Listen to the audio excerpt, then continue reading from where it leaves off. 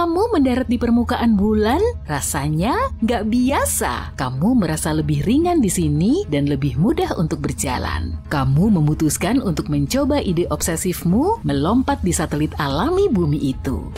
Meski kamu mengenakan pakaian antariksa yang besar, kamu tetap bisa melayang ke udara. Wuhu! Kamu pun melanjutkan jalan-jalanmu di permukaan bulan, lalu kamu merasakan sesuatu yang aneh. Tanah di bawah kakimu bergetar ya. Rasanya kayak baru terjadi gempa di bulan. Tapi itu mustahil atau emang bisa? Anehnya firasatmu kali ini tidak mengecewakanmu. Gempa bulan memang ada. Faktanya, ada 4 jenis gempa bulan yang cukup kuat untuk dideteksi dari jarak jauh.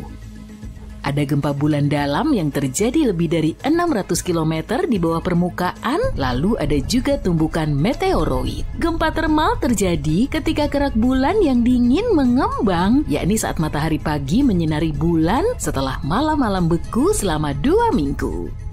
Lalu ada juga gempa bulan dangkal. Gempa bulan dangkal adalah satu-satunya gempa yang mirip dengan gempa di bumi. Gempa bulan dangkal terjadi 20-30 km di bawah permukaan. Gempa ini paling kuat dan berbahaya. Antara tahun 1972 sampai 1977, jaringan seismik Apollo mencatat 28 gempa bulan seperti ini. Sebagian di antaranya berkekuatan lebih dari 5 skala Richter. Di bumi, gempa seperti ini cukup kuat untuk meretakkan plester rumah dan memindahkan perabotan berat. Ditambah lagi, gempa bulan dangkal bisa terjadi lebih lama dibandingkan dengan gempa bumi. Sekali terjadi, gempa ini bisa berlangsung hingga 10 menit, sedangkan gempa bumi biasanya berlangsung selama 10 hingga 30 detik. Ilmuwan masih belum yakin apa yang menyebabkan gempa bulan dangkal dan bahkan di mana tepatnya gempa itu terjadi. Salah satu teorinya adalah gempa bulan terjadi di tepi kawah besar yang relatif muda yang mungkin amblas dari waktu ke waktu. Menariknya, bulan dan bumi bukanlah satu-satunya tempat terjadinya gempa. Ilmuwan juga merekam gempa, getaran, dan guncangan di area lain di tata surya kita. Misalnya saja, Merkurius. Beberapa tahun lalu, ilmuwan menemukan kalau planet ini menyusut. Itulah sebabnya planet ini tampak aktif secara tektonik. Atau ambil contoh saja, Venus. Venus merupakan teka-teki tektonik bagi para ahli. Saat ini Venus tidak punya lempeng tektonik dan mungkin tidak akan pernah punya. Tapi permukaannya memiliki lipatan dan patahan dan kelihatannya seperti punya lempeng tektonik. Di sisi lain, fitur-fitur ini mungkin muncul karena proses lain, misalnya aktivitas vulkanik. Tapi meski kita belum pernah mengamati gempa Venus, ilmuwan yakin mereka bisa mendeteksinya karena getarannya tampak seperti riak di atmosfer tebal planet itu. Sekarang kita ke Mars, kita tahu pasti bahwa planet ini aktif secara seismik. Pesawat pendarat NASA menempatkan seismometer di permukaan planet merah itu, dan pada tahun 2019, alat ini berhasil mengukur gempa Mars yang pertama. Setelah itu, pendarat itu terus merekam gempa, tapi gempa-gempa itu sangat lemah, dan kalau terjadi di planet kita, gempa-gempa itu akan tertutupi oleh suara dari lautan bumi.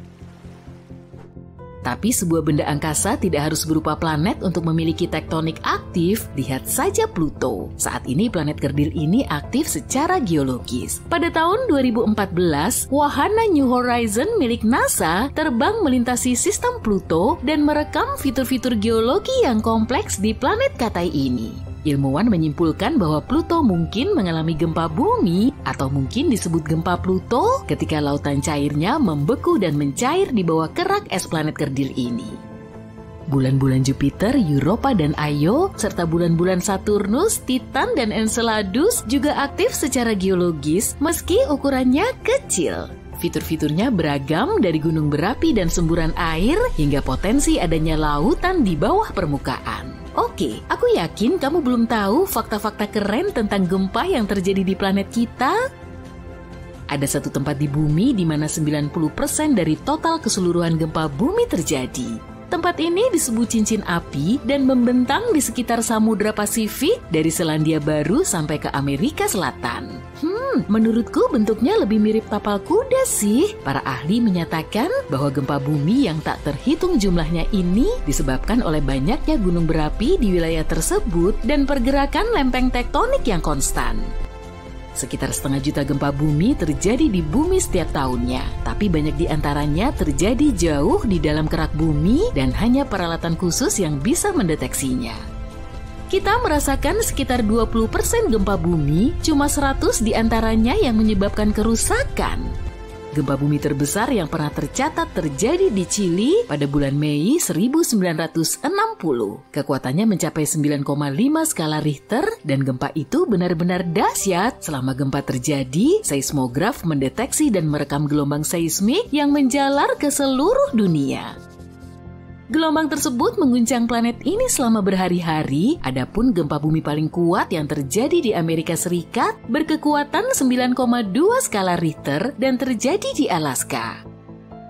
Oh iya, Alaska juga California adalah negara bagian yang paling rawan gempa bumi di Amerika Serikat dan salah satu wilayah yang paling aktif secara seismik di dunia. Gempa berkekuatan 7 skala Richter terjadi di sana hampir setiap tahun. Sebuah gempa bumi besar sebenarnya mampu memperpendek durasi 1 hari. NASA menyatakan bahwa gempa bumi yang sangat besar bisa menggeser poros planet kita dan dengan demikian mengubah durasi hari yang kita jalani. Tapi kita tidak menyadarinya karena perubahan ini diukur dalam mikrodetik. 1 mikrodetik adalah 1/100.000 detik. Ilmuwan berpendapat bahwa gempa bumi 9,1 skala Richter yang terjadi pada tahun 2004 di Sumatera memperpendek durasi hari kita sebanyak 6,8 mikrodetik.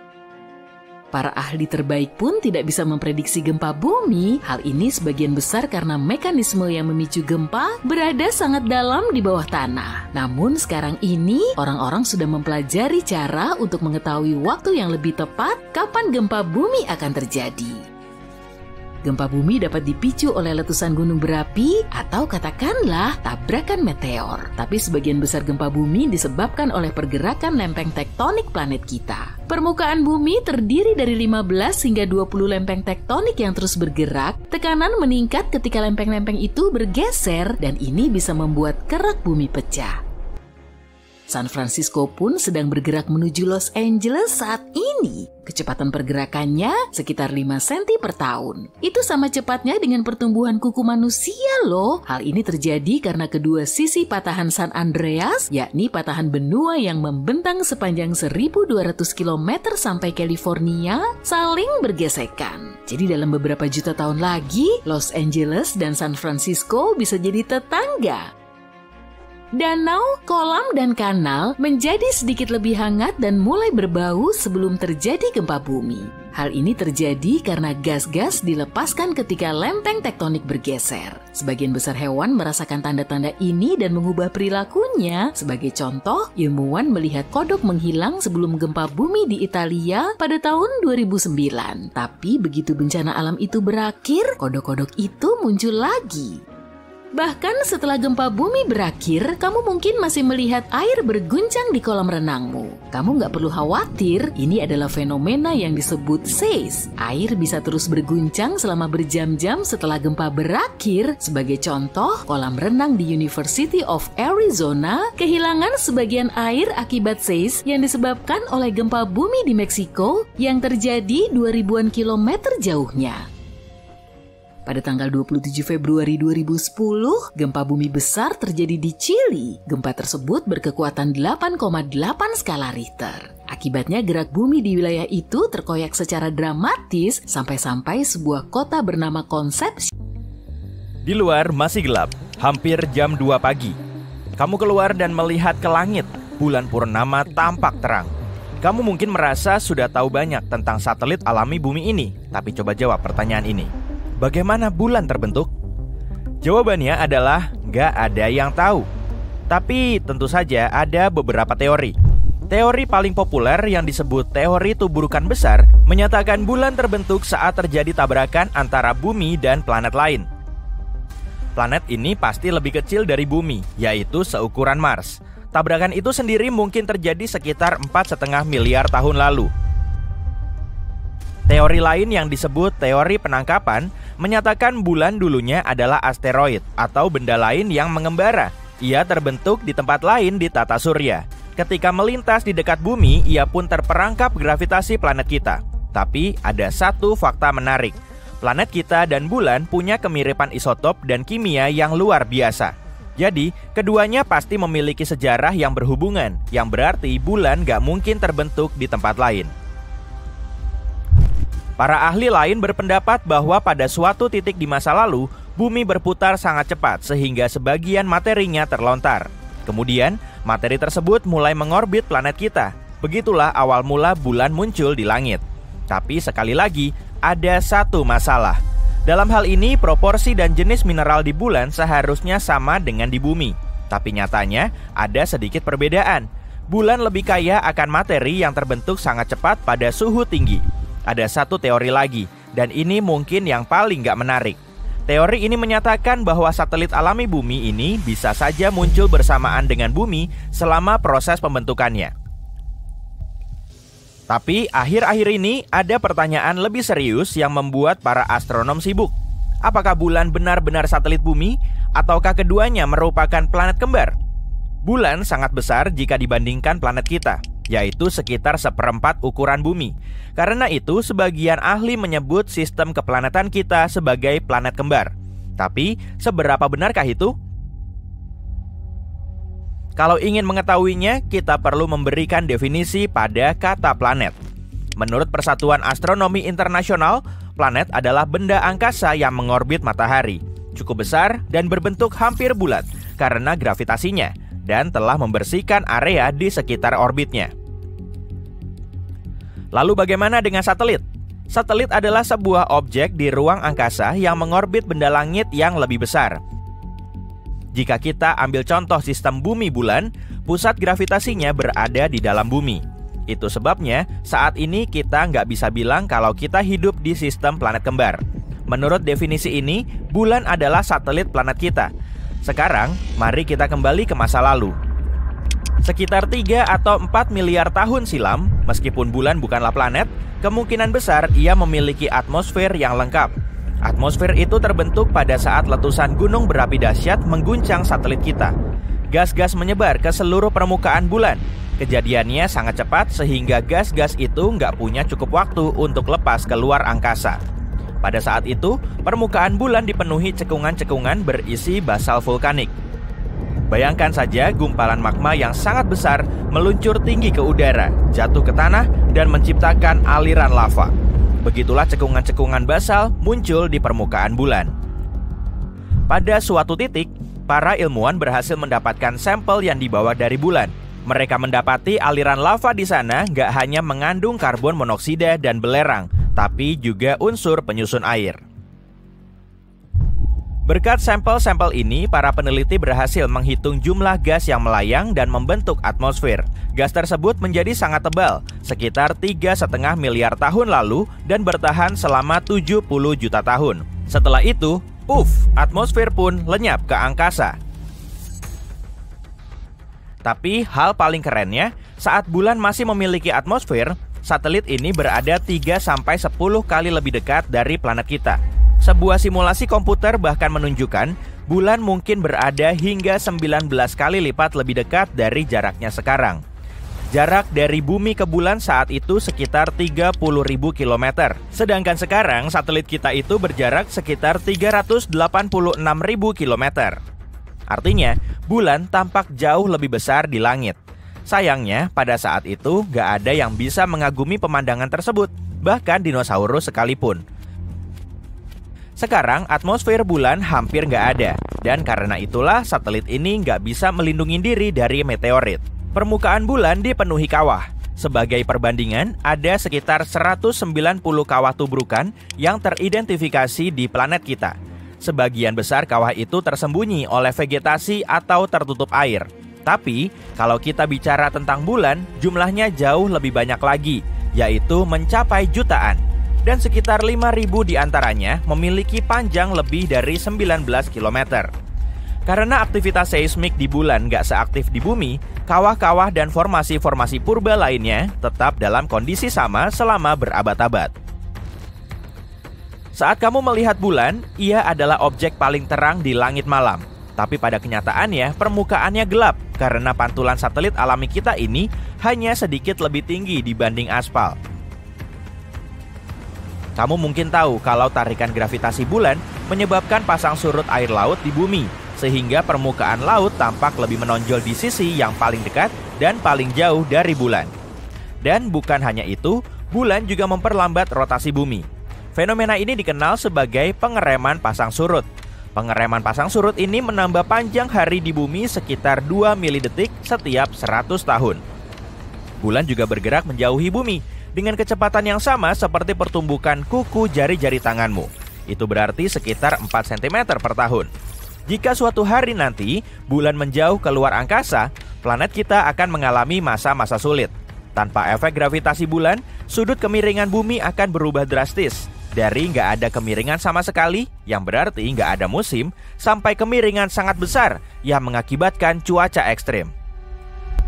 Meskipun sebagian besar permukaan bulan nggak aktif, satelit alami bumi ini masih mengalami gempa.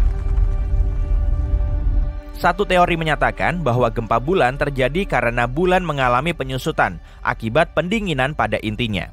Para ilmuwan mengatakan bulan sudah menyusut sekitar 45 meter dibandingkan beberapa ratus juta tahun lalu.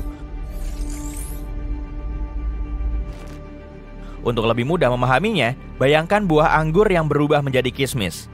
Buah anggur akan mengerut dan menyusut. Hal yang sama juga terjadi pada bulan. Ia menyusut dan mengerut, tapi gak seperti anggur. Bulan gak memiliki kulit yang lentur. Permukaannya keras dan rapuh.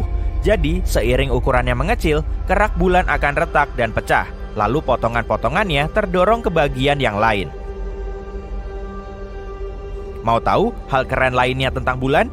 Sebuah penelitian terbaru mengatakan bahwa bulan memiliki ekor. Dan setiap bulannya, ekor itu melingkari planet kita seperti syal.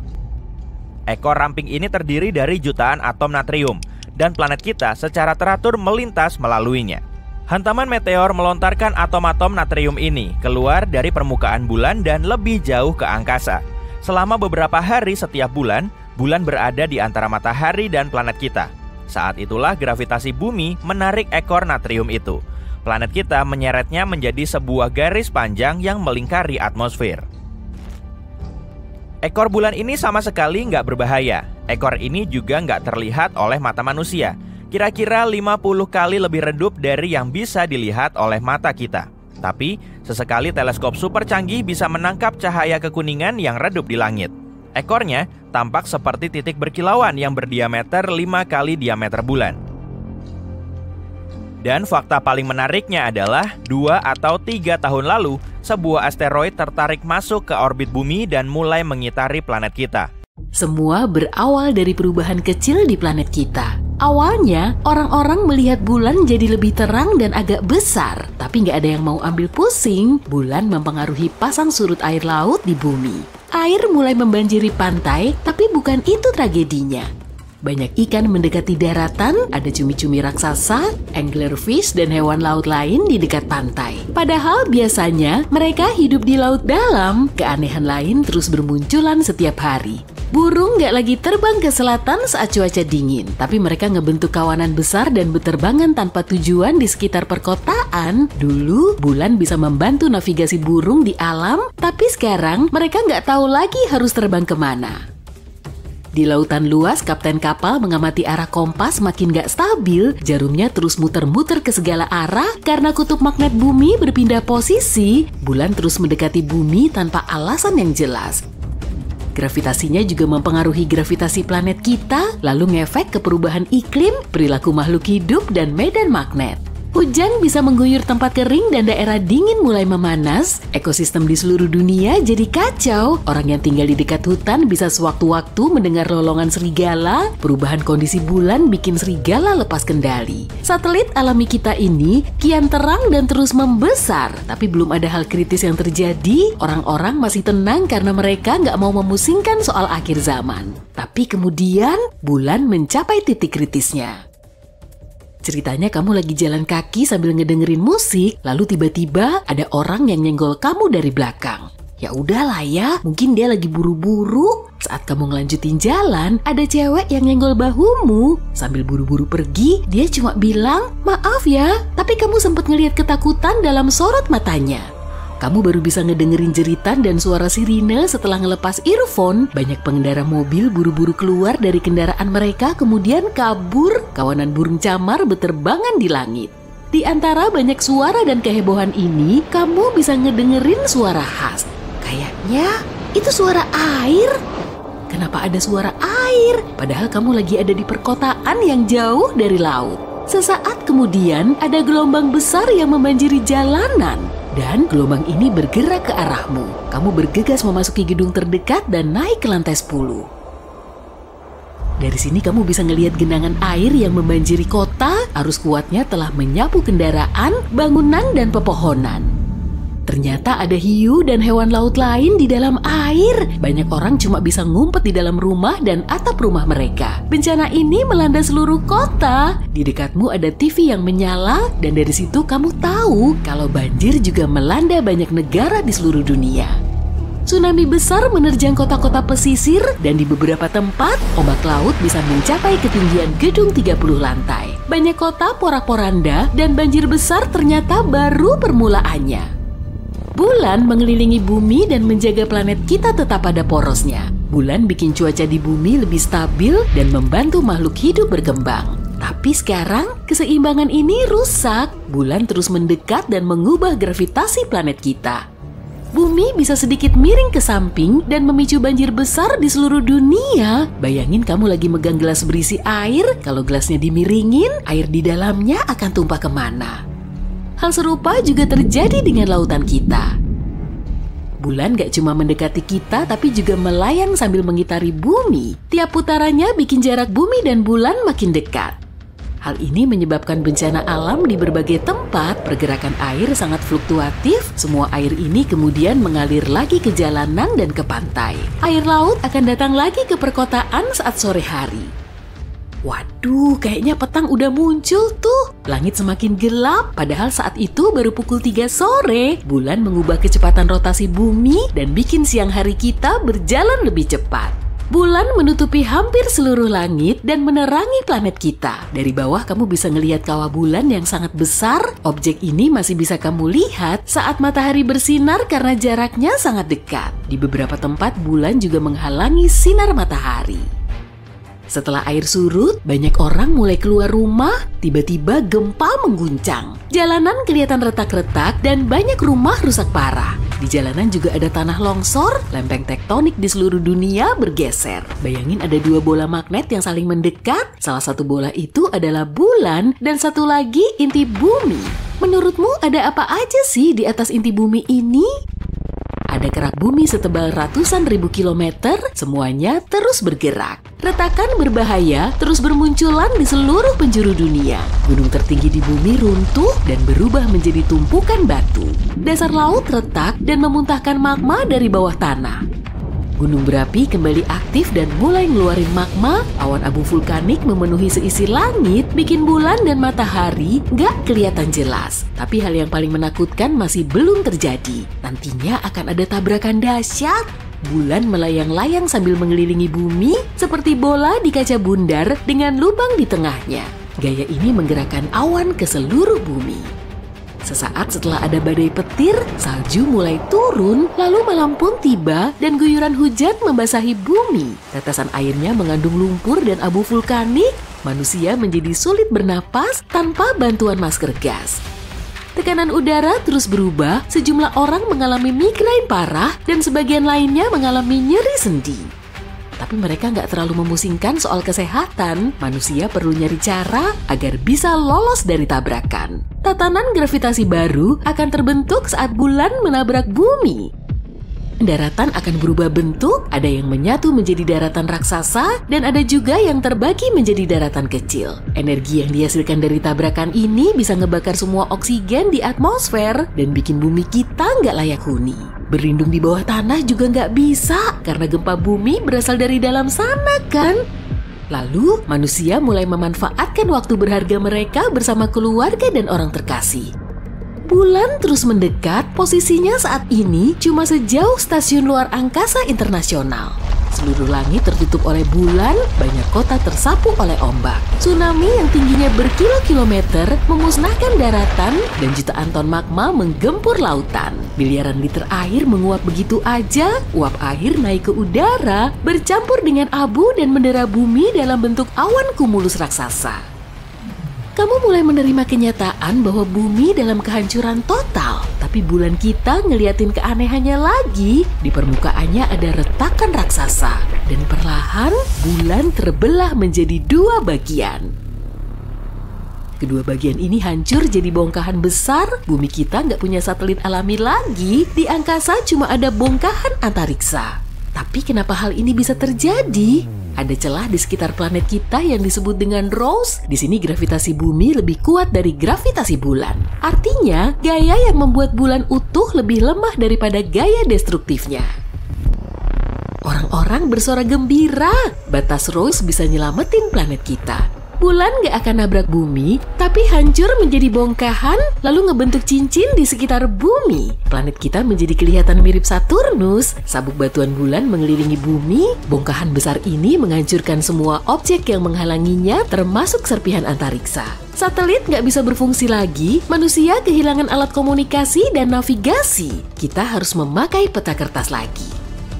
Bulan menahan orbit bumi pada sudut tertentu sebelum kejadian ini, dan sekarang kemiringannya telah berubah. Sebagian sisinya menjadi lebih dekat ke matahari dan sisi lainnya semakin gelap.